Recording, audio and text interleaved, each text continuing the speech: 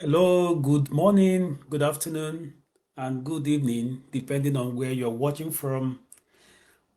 Yeah, we are back again for the questions of the week. Please invite your friends, let them join and participate in today's activities.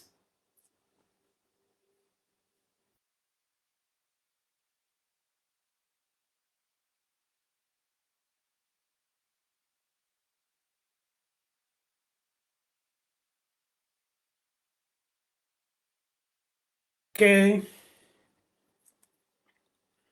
let us have everybody join.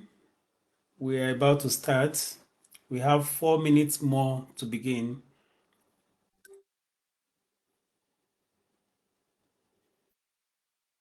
We're about to start. You answer your questions and you make 10,000 naira. Isn't that exciting? Yeah. Okay.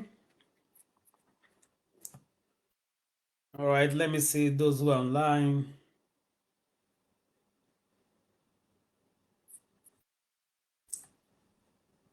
All right. Let me see those who are online.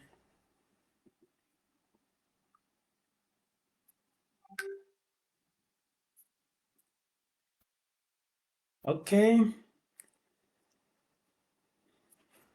All right.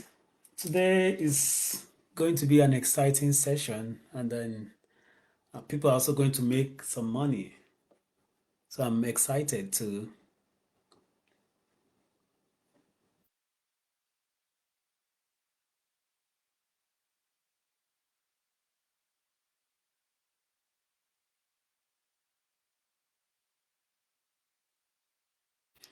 We're expecting more people to join.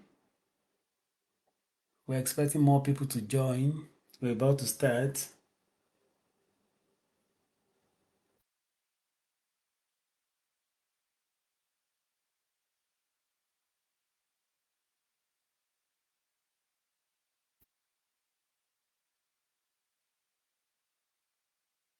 All right. Yeah, people are joining. Good. Okay, I have just 10 questions for lucky 10 people. So it's possible one person may go home with all the questions, with all the money, which is exciting. So let's hope that everybody will participate and get something from today's activities.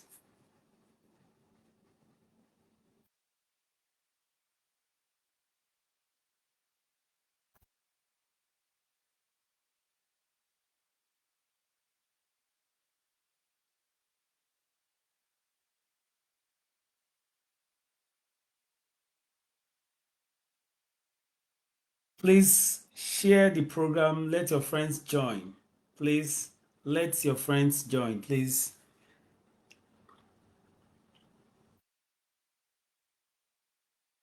invite your colleagues, invite all the nurses or nursing students that you know, let them join, let them participate.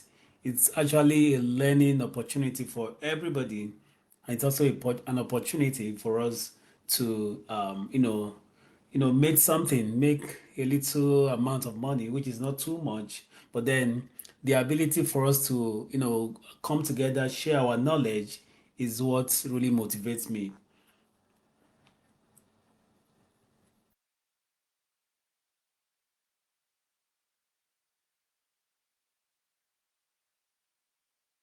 Please, as you join, share the program so that it can reach other people for them to join.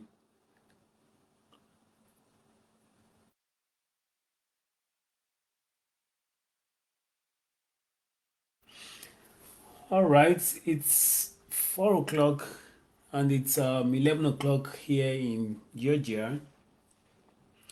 So let's just give a little more time for other people to join. But we'll start in a bit. Start in a bit. So once the questions are presented, it's it's gonna be fastest fingers first. So if you know the answer, you answer it correctly and then you send it as quickly as possible. It is the first person who gets the correct answer that wins the the money for that particular question.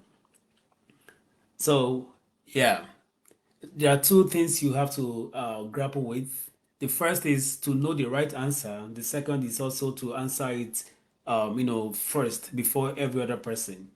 If you know the answer and you wait for so long, then somebody else may, provide the answer before you, which make that person eligible for the money.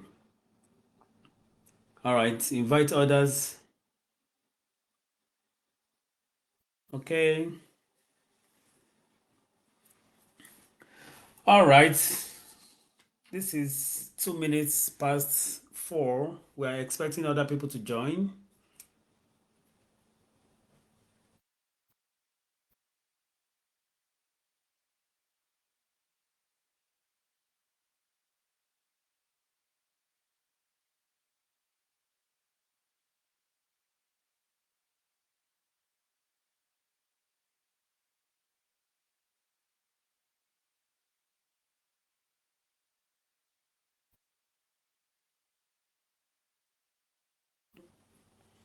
Okay, I think I have reasonable number of people online, so we will begin right immediately.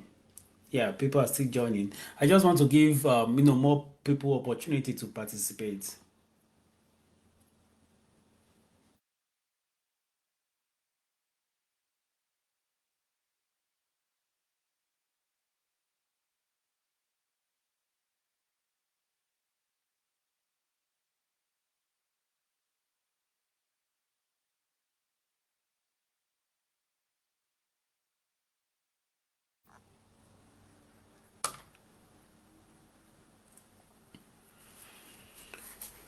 Okay, we'll begin now.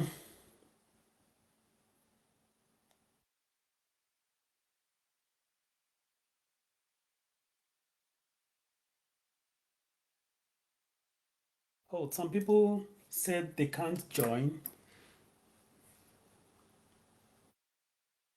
Let me see.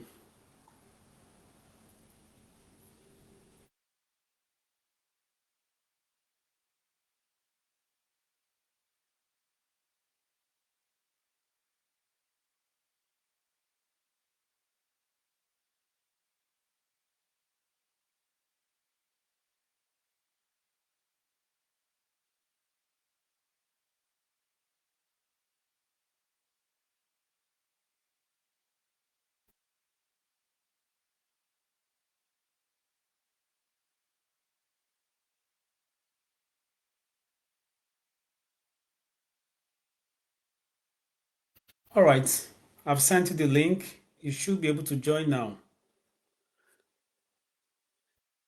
Okay, we're about to begin. The first question, okay, put your fingers on your keypads and get ready to answer the question immediately. But note that you have to answer the correct, provide the correct response. Okay, we're starting. The nurse is responsible for documenting the first meconium stool that the newborn passes. If the newborn does not have a stool in the first 24 hours of life, the nurse should first A. Insert a rectal thermometer to facilitate the process.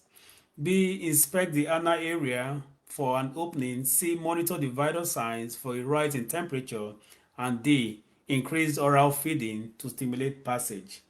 Let's see the first to answer it. Okay, somebody is answering B. Okay, somebody saying okay. All right. Wow, it's like everybody is choosing B. Who knows? It could be A, it could be C, it could be D. So you don't necessarily have to follow other people's opinion. Read it very well and understand it before you respond. Okay. All right. Okay, keep answering.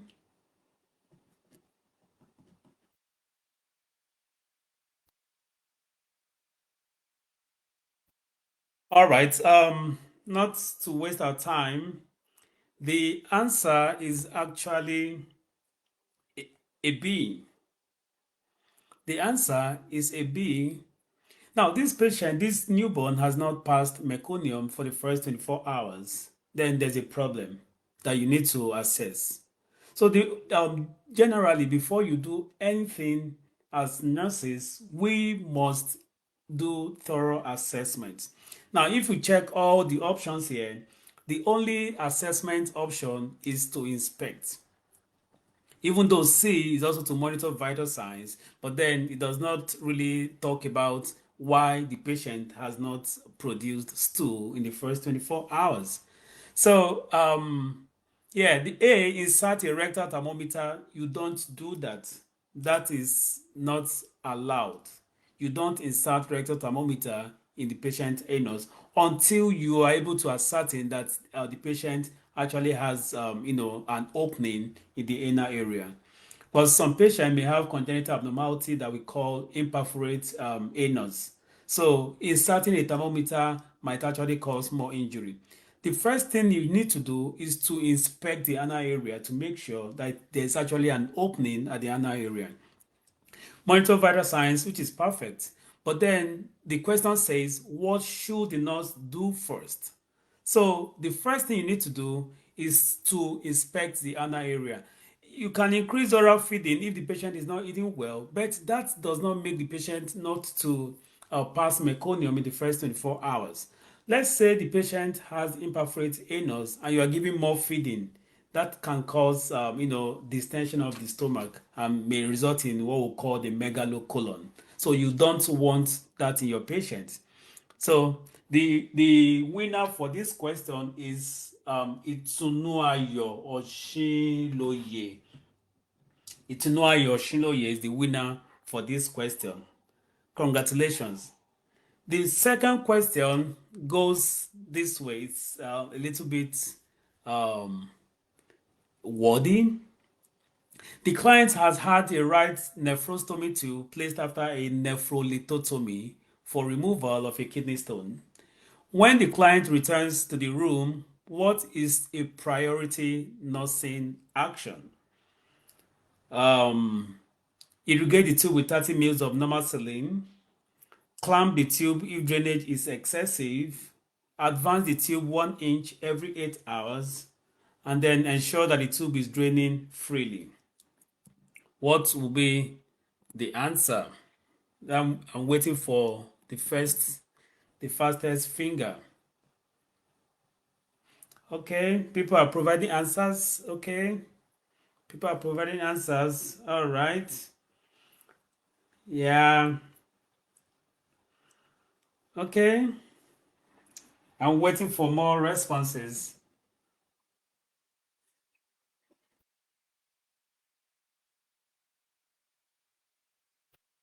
Now, this patient is has had nephrolithotomy and they placed a right nephrostomy tube. What would you do as a nurse? What would be your priority nursing action? All right. People are choosing A, D, B. Okay, interesting. Interesting. I think as time goes on, we may make this a competition that will call two people to answer a set of questions and explain their rationale. That can also make us to understand more. But this is cool. Let's see. Let's see. Okay, let's see answers. All right. Let me not waste our time. I think most people have answered have provided the correct answer. Now, the answer is a D. The answer is a D. For this client, you can't irrigate. Yeah, even if there is an order to irrigate the patient tube, you usually would not irrigate more than 5 mils of normal saline. 30 mils is extreme.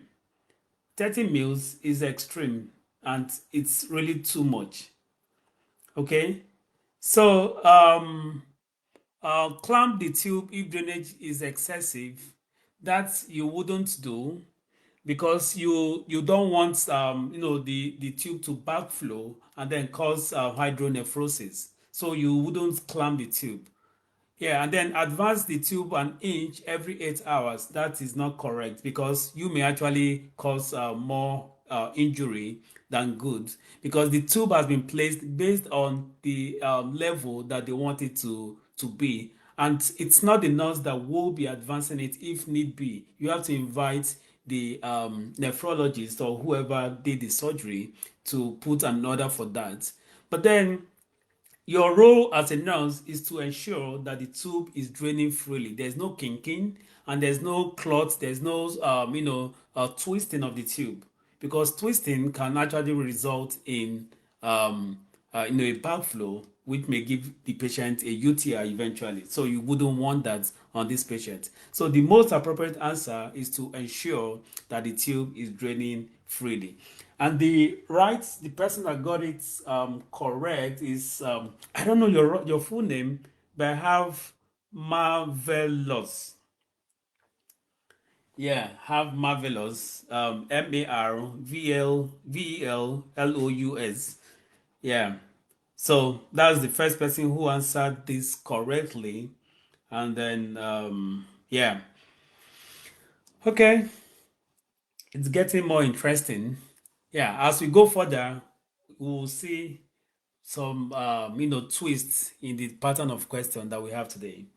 Okay, get ready for the next one. Okay, the nurse is infusing dialysate during a peritoneal dialysis. What is a nursing priority action to make the client more comfortable at this time? What will you do to make the client more comfortable at this time? A, increase the rate of flow. B, raise the head of the bed. C, you turn the client from side to side. And D, you refrigerate the fluid before infusion. Oh, somebody has answered already. Okay. Somebody said a B. Let's see. Somebody saying a C. Okay. Make your attempt. Okay.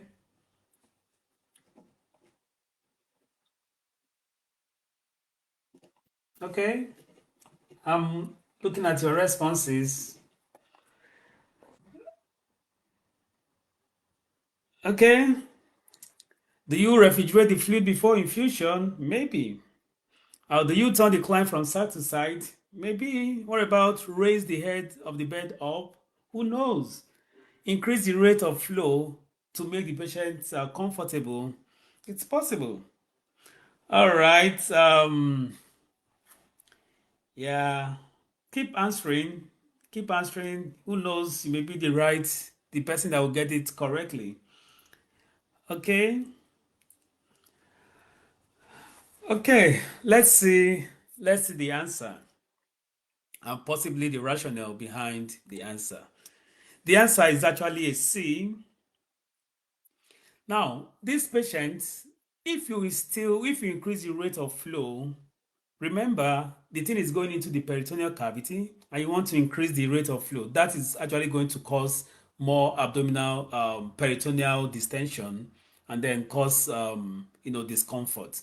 So you don't want to increase the flow. Even if there is a discomfort, you would actually reduce the flow instead of increasing it, just to make sure that the patient is not, there's no perforation or the fluids are not going into the abdominal area. Now, raising the head of the bed up is actually going to make all the fluid to pool on one side, which can be uncomfortable for this patient. The fluid will pull on one side, like it's going to pull on the lower part of the abdomen, which will make it uncomfortable for this patient. C, you turn the client from side to side. Turning the client from side to side will make the dialysate to flow through all the areas that it needs to flow, that it needs to get to, so that it won't pull on a particular side and get that place distended. So you want to turn this patient from side to side to make sure that the dialysate, flows evenly within the peritoneal cavity. You refrigerate the fluid before infusion? No, no, no.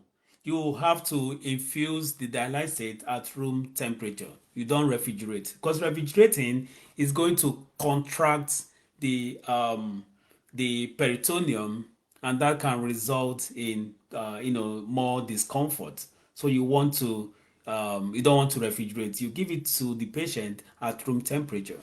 So the answer is a C, and the winner is Ramat Adekunle. Congratulations. Ramat Adekunle is the winner for this question. All right, let's go to the next. Let's go to the next question and see what we have here. All right, this is so simple. This is so simple. Trust me. A client has had a kidney stone removed, and the nurse instructs him in measures to decrease kidney stone formation in the future. Which statement by the client indicates that the nurse indicates to the nurse that he understood the teaching? I can continue to drink soda if it is sugar free. I can consume at least 300 ml of fluid daily. I should report nocturia that occurs once a night. And then I will ingest mega dose of vitamin C and D daily. Okay, people are already answering. Interesting. Okay. All right.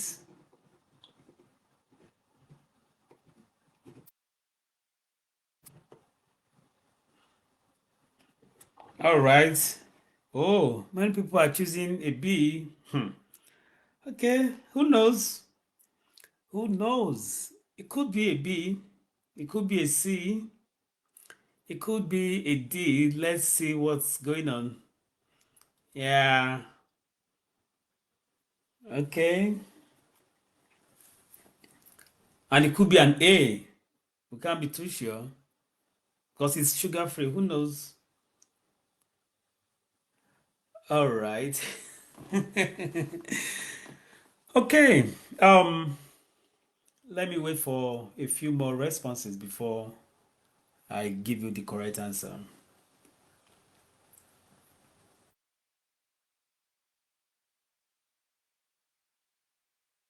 Okay, the answer is actually a B. The answer is a B.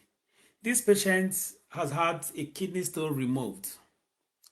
When somebody has had a history of kidney of nephrolithiasis, this patient, even when it is removed, the patient is at risk for more stone formation. Now, after the treatment, what would the patient tell the nurse that will make the nurse know that the teaching has been understood?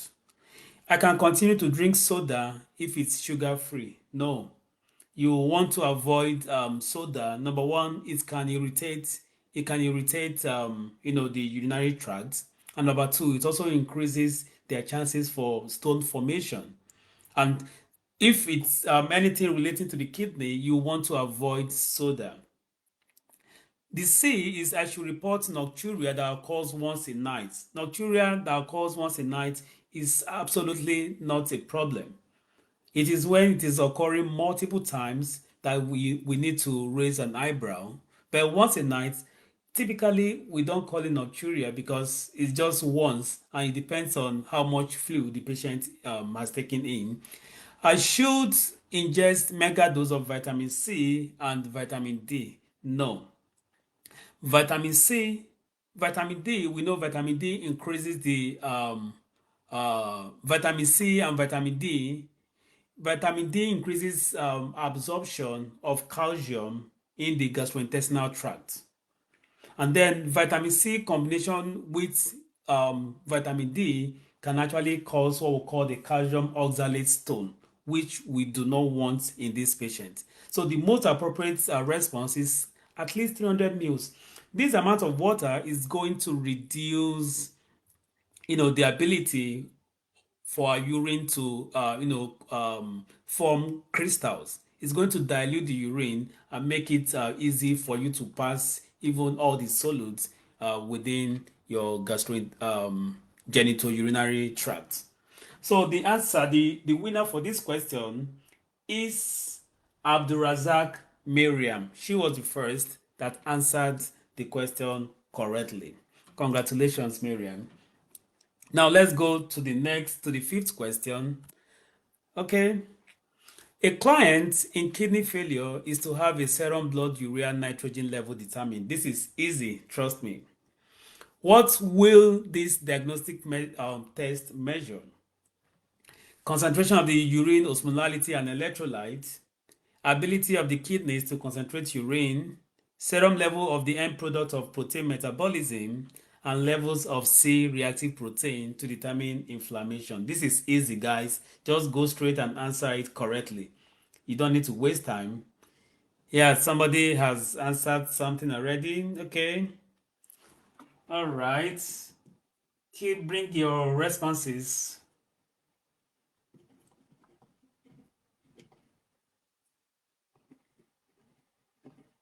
Bring your responses on. All right. Yeah, you can know the correct answer, but I'm also looking for the first person to provide their correct responses. So I see most people are choosing a C, and the answer is actually a C. The answer is a C.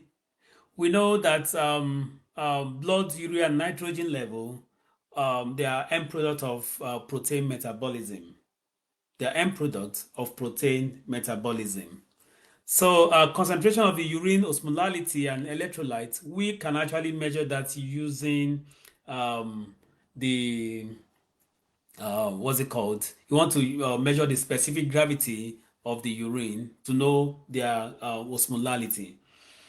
But you don't check urine osmolality using serum blood levels, which is inappropriate. It does not really correlate in the first place.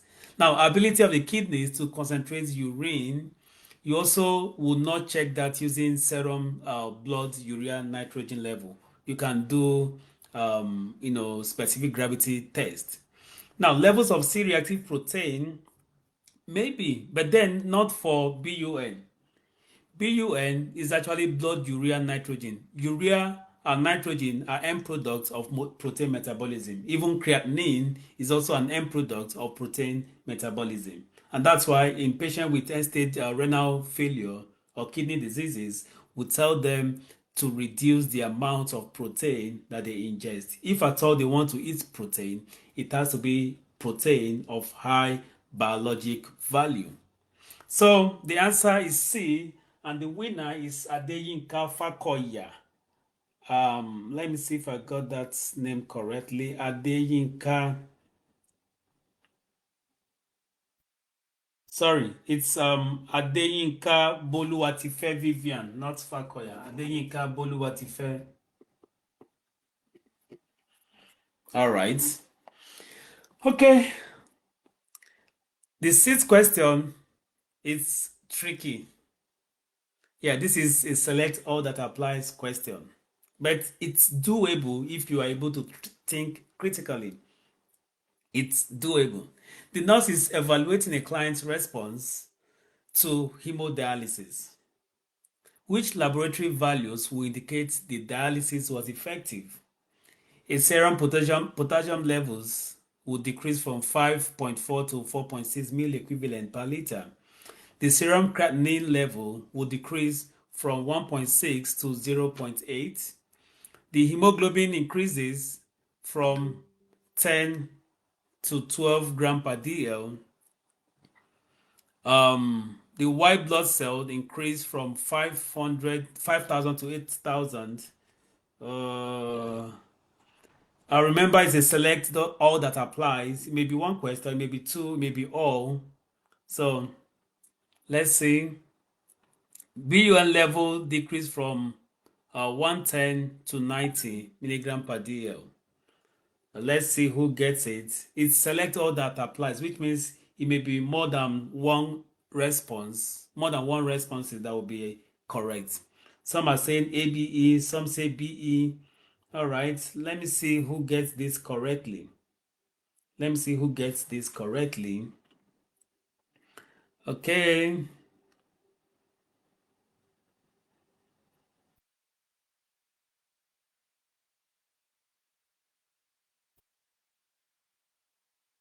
Okay.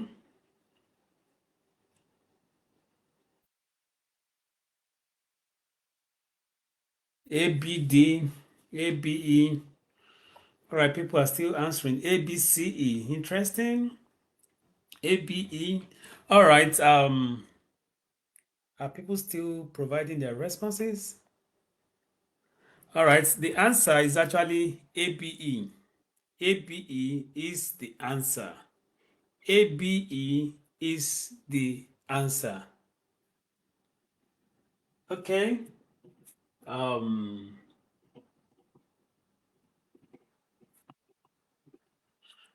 All right.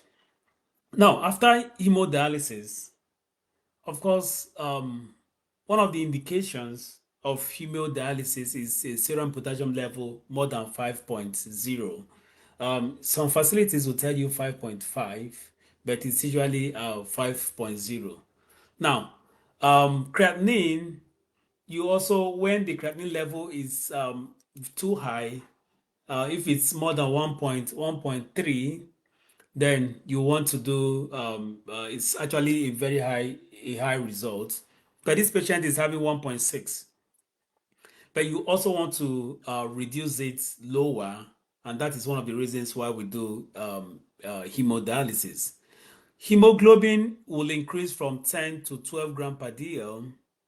White blood cell increase from 5,000 to 8,000 millimeters, and BUN decrease from 110 to 90. Now, if we do hemodialysis, it does not have anything to do with the blood levels of hemoglobin or white blood count, because your question may come in the form that which of the following will dialysis not be able to handle? Dialysis cannot increase your hemoglobin level, and that's why patients with kidney disease, we transfuse them with blood cells. So you want the serum potassium level to decrease, you want the serum creatinine level to also decrease, and you also want the BUN level to decrease. Quite all right, we want the hemoglobin to increase, but then peritoneal dialysis cannot do that. Even most times, it's actually the reverse when patients start losing blood through bleeding from the fistula or bleeding from the dialyzer if it's broken. So you don't expect it to increase. And you don't expect the white blood count to also increase after dialysis. So the answer is actually an ABE. And the winner is Hadeyinka. I think she used a different name, but it's Hade, Hardey, and then Yinka.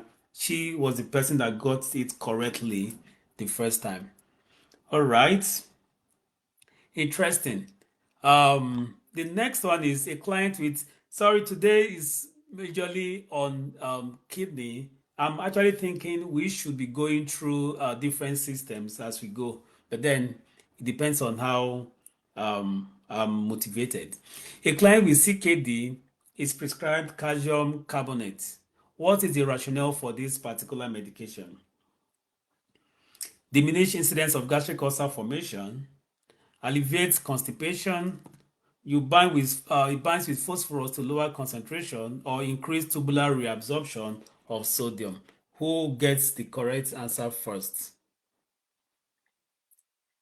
Okay, people are already answering. All right. A. Okay. Okay.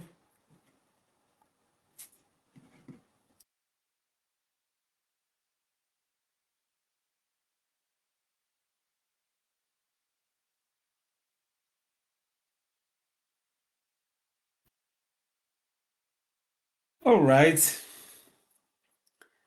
Nobody's choosing A. Nobody's choosing D.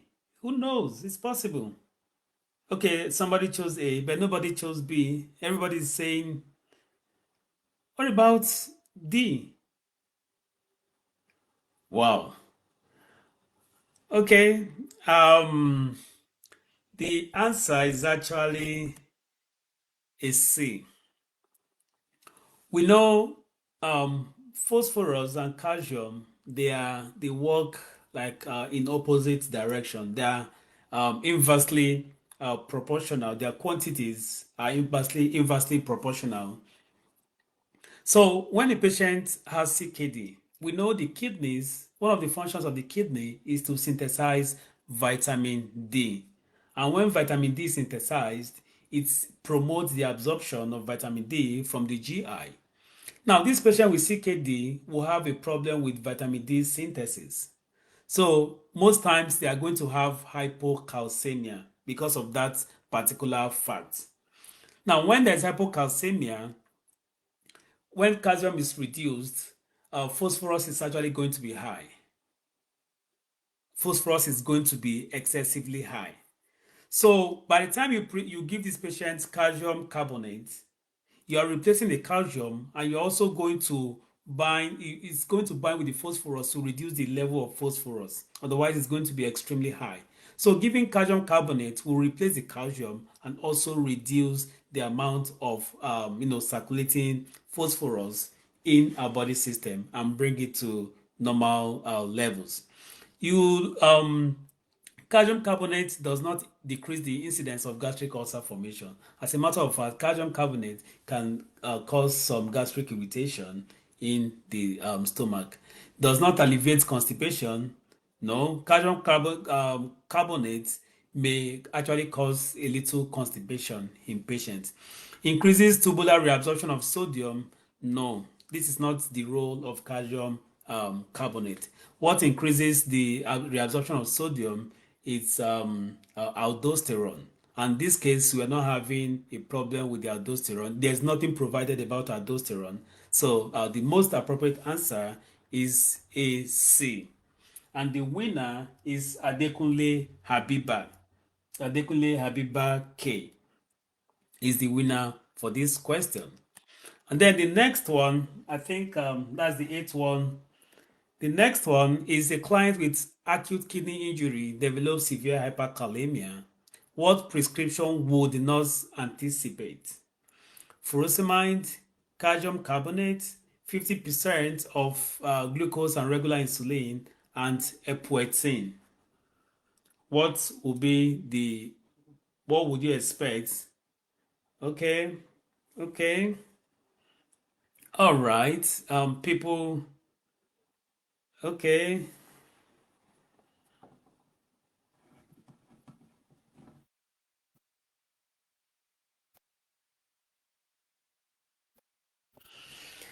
Yeah, all right.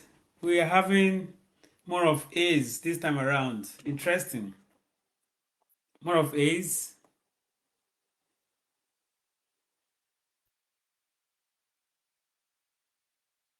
Okay. All right. Keep trying. Nobody's choosing a D. Nobody's choosing a C. Nobody's choosing, okay, more people are choosing A, but only few people are choosing B. And no D. I've not seen a D. Who knows?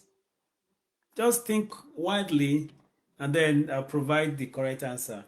I'm just looking for the first person to give me the correct answer.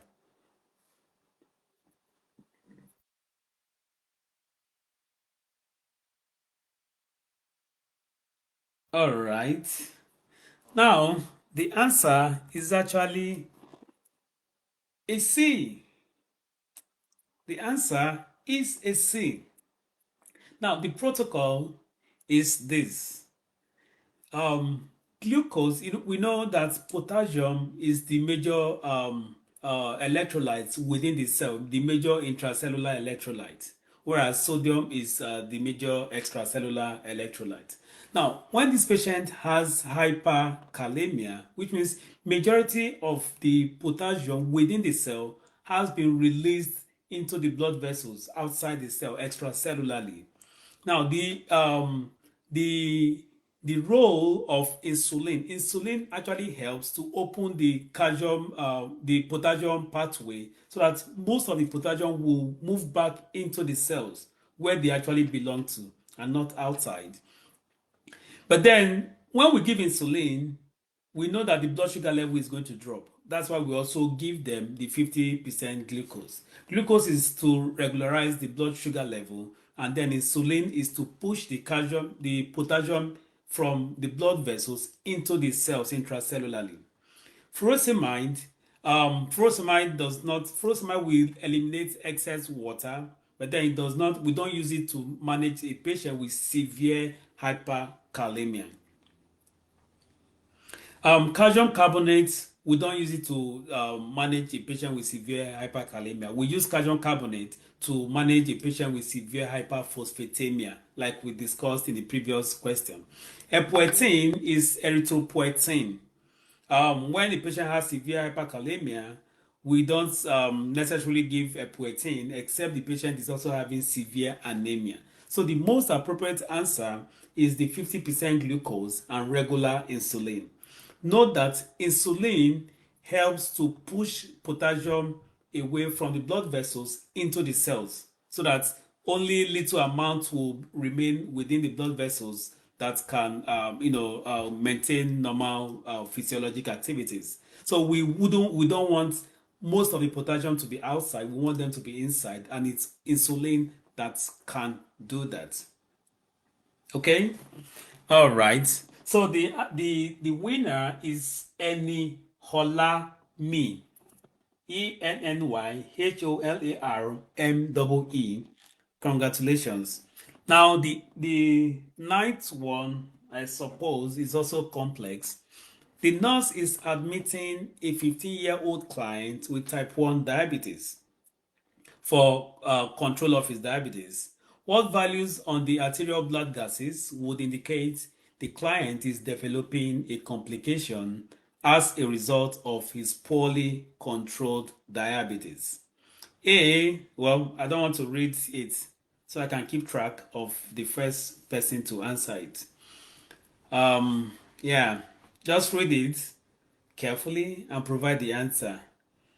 Okay, somebody's already providing answer.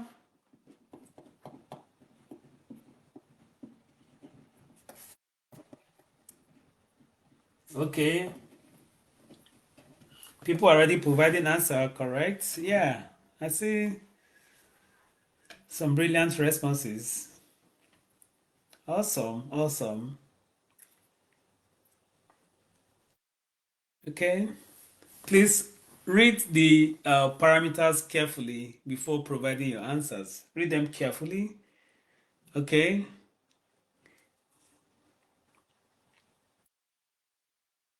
Yeah, more people should provide their responses. Please always feel free to go back and review some of these questions and then understand the perspective for which those correct answers were provided. Because this is a quiz setting, so it may not be too appropriate for you to really think and understand, the context. So you can always go back to them and refresh your mind to understand the context. All right. So I'll be providing the answer shortly, but I want to give maybe one or two people the opportunity to provide their responses before we move ahead. Okay. One more response, then we move ahead.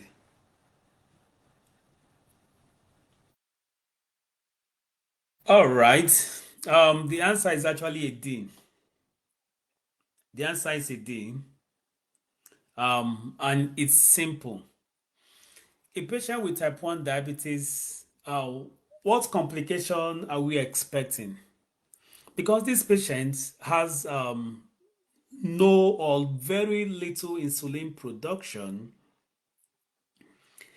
we know that insulin helps to prevent the breakdown of fats to ketones for energy generation. So when we have insulin, we do not break down our fats excessively to produce energy. But this patient does not have insulin because it's type 1. Type 2, there may be insulin production, but then there's reduced affinity to the receptors or there's decreased sensitivity. So they may not have what we call diabetic ketoacidosis in type 2. But this patient with type 1 is actually having diabetic ketoacidosis. So, which laboratory ABG finding will show you that this patient has acidosis and it's actually metabolic? Now, let's see. The A, uh, because we are thinking about the acidity, let us go to the pH first. The pH is 7.34. 7.34, it's actually acidic, but then the bicarbonate is 24, which is normal, so it is not metabolic acidosis. So this patient A is actually having respiratory acidosis because the PaCO2 is 48, which is more than the 45 upper limit of PaCO2. So this A is having respiratory acidosis. B is, let's see the pH first. The pH is 7.45, which is basic. 7.48, which is basic, is towards the right, is basic. So this patient is having alkalosis. And again, bicarbonate is is just 26, which is still within normal range, so it's not even metabolic. The PaCO2 is 45, which is still within. PaCO2 is actually low. So this patient is actually having respiratory alkalosis. Respiratory alkalosis. Now C is the pH is 7.45, which is normal. So I wouldn't bother much about that because we are looking for diabetic ketoacidosis. So the most appropriate answer is a D. The pH is 7.3531, which we know is acidic. So we've established that it is acidosis. But then, how do we know if it's metabolic or respiratory?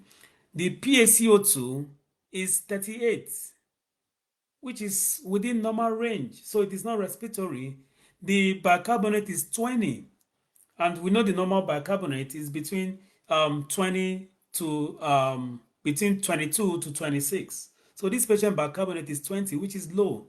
So it is more of acidosis than it's more of metabolic than respiratory. So this patient is having metabolic acidosis, and that's what we see in the patient with diabetic ketoacidosis from type 1 diabetes. So if you have any concern later on, just send an email or send a chat for clarification. I will always provide clarification for some of these responses if you need more. Okay, so the winner for this question is actually Itunuayo Dorcas Oshinloye. Itunuayo Dorcas Oshinloye. I think this is the second time she is winning. Congratulations, Itunuayo. All right, the last one is this.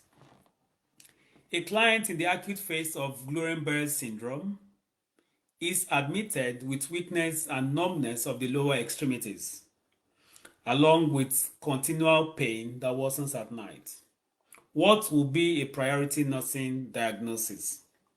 Priority nursing diagnosis is the keyword. Fear, acute pain, impaired spontaneous ventilation, and risks for aspiration. Okay, yeah, people are providing answer already. Interesting.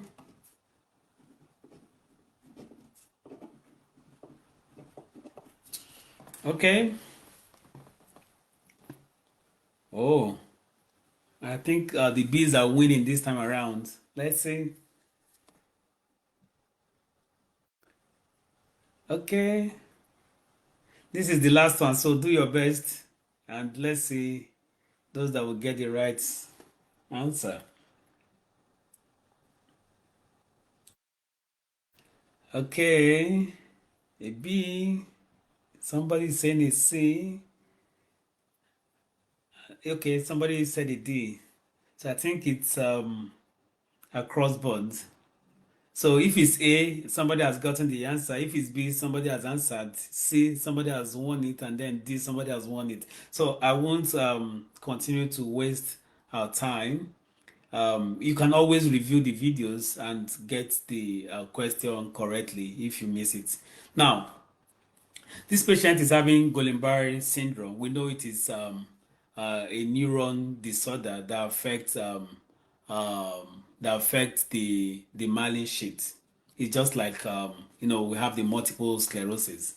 Now, it presents with weakness. It usually presents with weakness, ascending weakness from the lower extremity, and it goes upwards. So that is one characteristic of the Guillain-Barré syndrome. It's present with ascending weakness. So, what will be the priority nursing diagnosis? All these nursing diagnoses are actually correct, except for D, which we know there's no history of dysphagia in this patient. So we are ruling out a D. But then fear is correct. Acute pain is also correct. And impaired ventilation is also correct. But out of these three correct responses, what is the priority? Which one takes priority among all the three, correct diagnoses? So the answer will be a C, spontaneous ventilation. These people, if they are not being monitored well carefully, they might actually, it's ascends up, the weakness ascends up and weakens the intercostal muscles and the diaphragm. We know that the diaphragm is one of the major muscles that help in respiration. So once it gets paralyzed or becomes weak, these patients cannot breathe, and the patient would depend on, mechanical ventilators. Fear is fine. It's a good nursing diagnosis, but it's not priority. Pain is also a good nursing diagnosis, but not a priority. So the priority is actually impaired, ventilation, spontaneous ventilation, as a result of progression of the disease. So the winner of number 10 question is Sherif Rashidat. She answered it first. I know some of you, network may be a hindrance because by the time you provide your responses, network may actually delay it. I understand that. But the only reliable way for me to judge is based on the responses were provided. So I'm sorry if you were affected by poor network. Maybe next time we can also continue to try again. So we've been able to review all the questions and then go through the responses and provide your response. And if you think you need clarification for anything, always send me an email or send me a comment. I can always address your queries. All right, thank you very much, everybody. This is the end of today's presentation. We'll continue again next week, but we'll get creative about this and possibly, bring in some people online so that they can actually compete and provide their rationale for their responses. That will drive their points more, better instead of just providing, A, B, or C, or D, so that we can learn more and advance in whatever we want to do. Thank you, everybody, for participating in today's program, and I'm glad you guys enjoyed it. So those that won, Itunua Yoshiloye, Marvelous, Ramat Adekunle, Abdulrazak Miriam, Adeyinka Boluwatife, Adeyinka, that is the other Adeyinka, Adekunle Habibat, Eni, Hola, me, Itunua, your Dorcas, and then Sherif Rashida. Please send me your details on a private chat, and then you would have your, your awards for today. We'll try again next time. Thank you very much, everybody.